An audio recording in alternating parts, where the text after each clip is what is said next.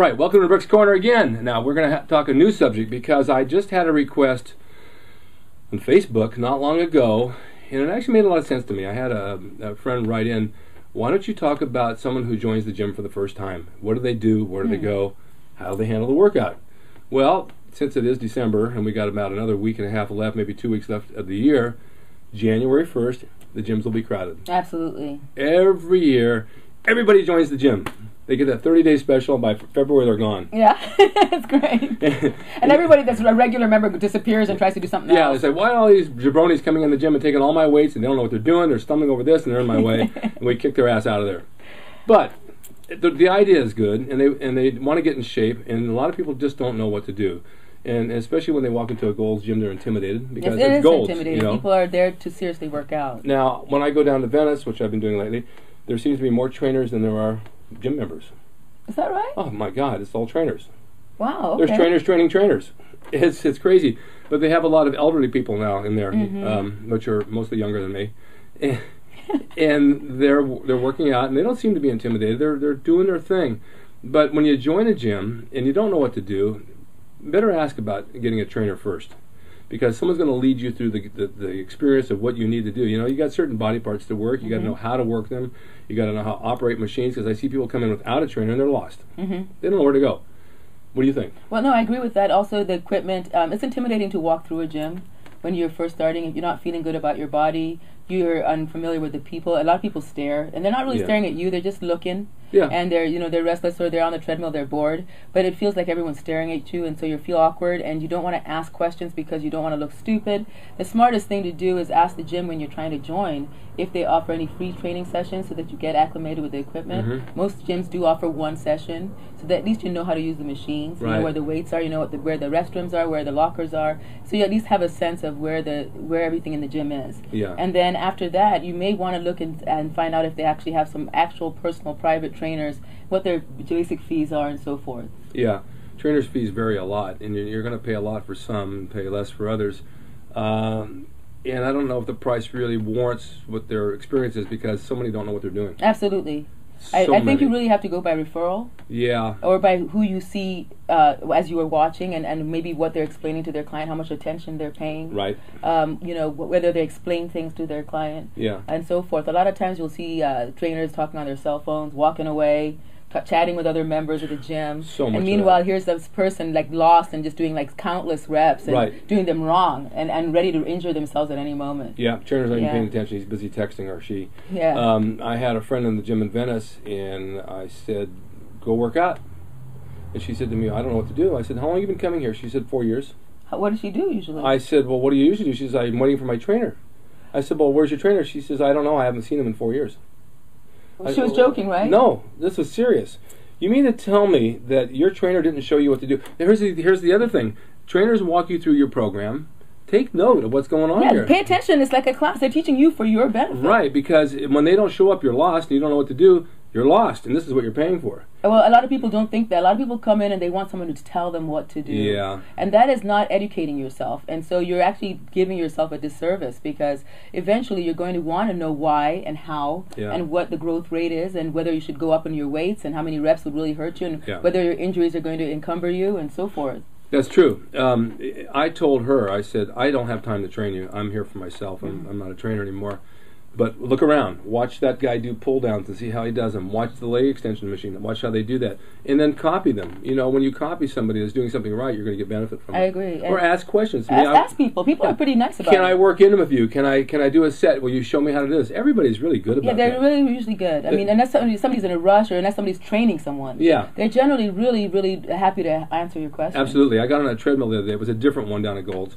And I've been training, 45 years, and I walked and got on it, and I said, I don't know. Where do I start it?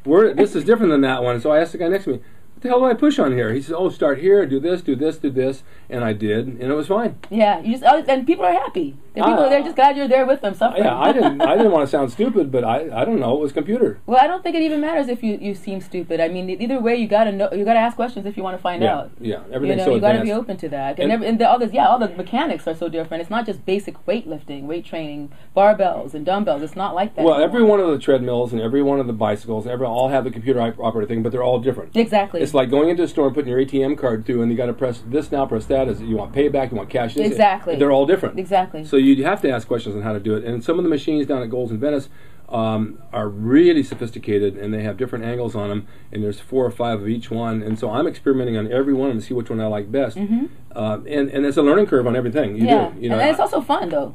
But it's also, not everything's the same weight. You can do the same piece of equipment in this gym, go to that gym, put the same weight in, and it's completely different. Absolutely true. And the reason why? You know why? Tell me why. I'm going to tell you why. Okay. I'll tell you why. It's pulley ratios. Transmissions are made of gear ratio, big ones, small ones. I built a car once, and I had a pulley off the engine went to a jack shaft pulley, which went to another pulley on the wheel. And I had a lawnmower engine. I was a kid, and when I'd gun that thing, the thing would take off real slow because they had a big pulley and a small pulley. I changed the big pulley to a big pulley, and the thing would do 30 miles an hour. Absolutely, because it was equal measure. Same principle on pull-down machines. Every pulley situation is different. Even though the weight's the same, it's going to feel heavier or lighter depending on the pulleys they use. So it actually depends. That's why you don't know whether or not it's going to work for you. Right. Wow. So you say, well, I did 60 pounds in that gym. I can only do 40 here because this happened to me. It's because the pulleys are different. It's a different size. I didn't know that. And there's a different pull on the machine, and has a different drag to it. So don't feel bad if you go into a gym and you're doing a heavy weight on one and a light weight. It doesn't mean a thing. Just go by resistance. The main thing you want to do when you join a gym the first year and you get in shape, you're working the muscle, you're getting weight resistance. You can do it with bands. You can do it with anything. It's not how much you lift. It's consistency. It's a medium to lightweight with repetition. You just want to get your body in shape. And don't try to set records the first month. Don't try to outlift the guy next to you. You know, don't you get injuries, you'll be hurt, you won't want to go back. Right? Yeah, and the other thing I think is also important is their intensity. And you're paying attention. I mean, you can't zone out while you're training. It's really tempting to, when you're lifting weights, to just think about other things, and you're doing like 10 reps really fast, and all of a sudden you're done, and you're waiting for the next 10 reps. And if you're sitting there and you're really thinking, what muscle am I trying to do, and where should my shoulders be, where should my arm be, what should my posture be like? You know, you really pay attention. You're thinking about where you want to go with it. You're engaged mentally and physically, and you'll see results faster, and you enjoy it more because time goes by faster. You know, years ago when I started training way back, and I was down to Gold's, the original one.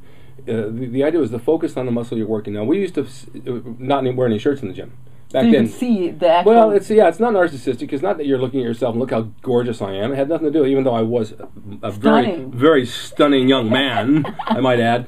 But you're still stunning, right? But looking in the mirror and watching the muscle work, your eye directs to what's going on, and it feeds it, and the muscle responds. Absolutely. If you're doing this and you're looking around, you're not even working the muscle. You're throwing the weight up. So absolutely. Keep that in mind. It's not how much you lift, and it's the repetition, and it's how much you focus on what you're doing. Like anything else, you put your mind to what you're doing, your body will respond. Absolutely. That's what makes the greats.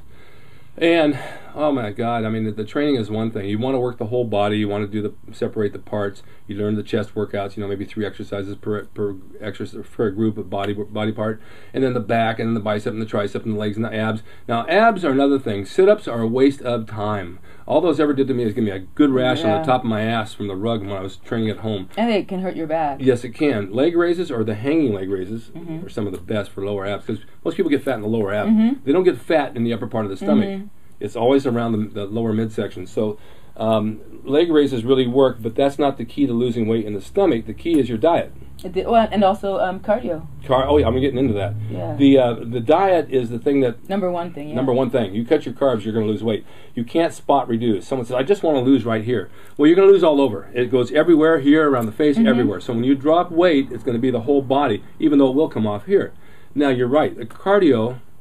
you can do one or two things. You can do a little cardio and lose body fat, or you can do a lot of cardio fast and lose muscle.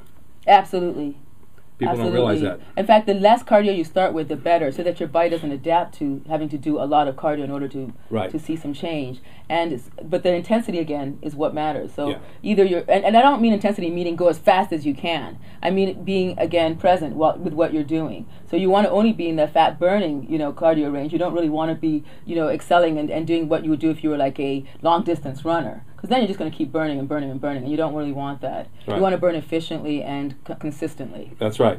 I had a cardio several months ago, actually, and I was doing 15, 20 minutes, and my right knee is like really bad, so it takes a beating, but it's okay. So I cut down to 10 minutes, and I do it 4 days a week. 10 minutes at the end of your workout? At the end of my workout on the treadmill, and I noticed a reduction in body fat all over, and getting veins in places I didn't have them before. So it's actually really working. Now, if I increase that to 20 minutes, and I can't run, because of my leg. But if I was to run, I think I used to run at the park, my muscle size went down. Yeah, it will. Absolutely, it will. Yeah, it started eating right into the muscle. And I see guys in the gym running for an hour on the treadmill, and they're still fat, and they say, geez, I just can't lose the weight, because they're losing muscle. And the muscle underneath the fat, and the fat's staying, and so that's just a vicious cycle, round and round and round. And then they go home and eat what they think they can eat. Exactly. Well, that's the thing. Is the biggest thing is that they're just eating the same way they always have. Yeah. So you can't lose that. You can't lose any weight without, or you can't lose weight and gain muscle doing that. No, doesn't work. So the first of the year, you're going to make a New Year's resolution. You're going to join the gym. You're going to plan on losing weight. You're going to get your youth back if you're older, and you're going to become a new person. And that's admirable, and you should do that. But stick with it. Don't take the 1 month tour, and then by February, March, I just don't feel like doing this, and I want to start eating again, because you'll always stay in that same little rut. Take it slow. Don't burn yourself out. Enjoy your workout. Have fun with it. That's another thing I was going to say is, like, find an activity also outside the gym that you enjoy doing or that you're learning. Yeah. So that, like, whether it's yoga or Pilates or dance or whatever, so that when you're working out, you can maximize on that part. But there's some actually physical activity that you're actually looking forward to, because sometimes it gets mundane just doing cardio or just doing the weights. But if you're tying it all together, and it all adds up, and it actually all makes you feel physically better. You feel better mentally. You start to see the changes physically. Well, one of the best things that people do, and it costs you no money, is take a hike. That's a great one. But for some people, that's not the thing they'd love to do. Oh, me either. I'm afraid of snakes. Exactly, me too. That's absolutely true. In the summertime, I won't go for a hike. Well, hiking's good. Martial arts is good. Yeah, maybe something that you learn something about. Come over here in my ring and wrestle. You'll run the ropes. You'll get in shape doing that. But catch it while you can. I mean, how old you are when you're going to start. If you're going to start when you're older, you got to take it easy. If you're going to start when you're younger, your body adapts quicker. But it's a good thing to do. There's so many of the people that don't. God, I've run into lately. They're so out of shape. And today's, even my daughter's friends at 18, 19 years old. They don't work out. Oh my God. There's no PE anymore. No PE. And by the time they're 30, they're going to be like old maids. My God, they look like old used catcher's mitts. I see a lot of them, I'll tell you.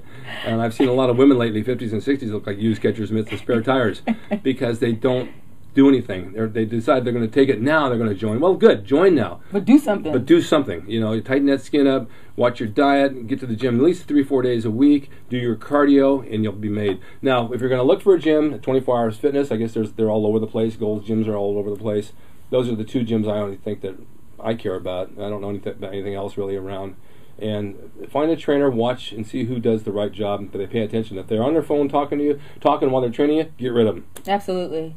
You and if they don't explain or won't explain or don't feel like explaining why you do things a certain way, don't deal with them. And if they don't talk to you about your diet at all, that's a big warning signal to me, because it's part of the deal. You can't be successful without knowing what your client is eating. Right. And a lot of them don't talk about diet. I've seen a lot of them, they just look at the clock, it's 10 o'clock, see you, give me the check. Yeah, all you're coming in for is to do the exercises I'm telling you. That's it. They don't care if you have progress or not. So make sure that they care about your goals. They ask you what your goals are. Yeah.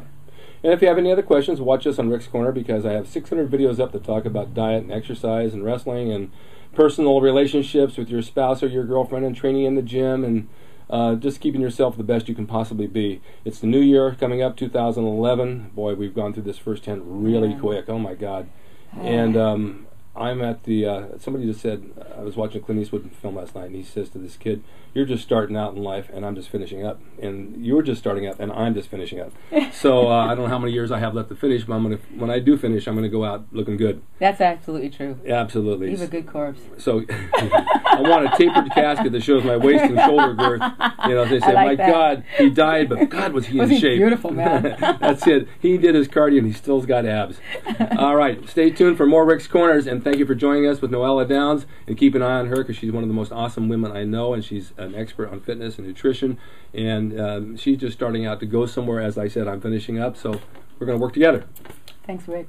Thank you. And your breath is pretty good. I've been smelling for the past 30 minutes, and I kind of like it a lot. Thanks again.